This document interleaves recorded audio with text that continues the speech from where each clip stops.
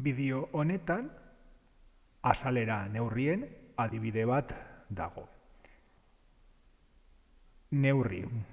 Neurtzeko elementu batetik beste multiplo edo azpimultiplo batera pasatzeko adibidea.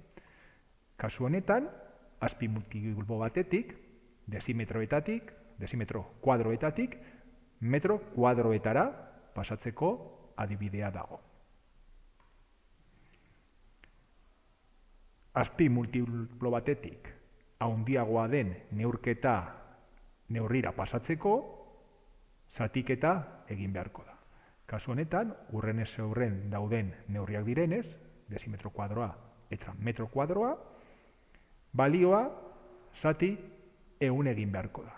Kasu honetan, 125 zati 100. Honekin lortzen dugun emaitza metro kuadroetan egongo da.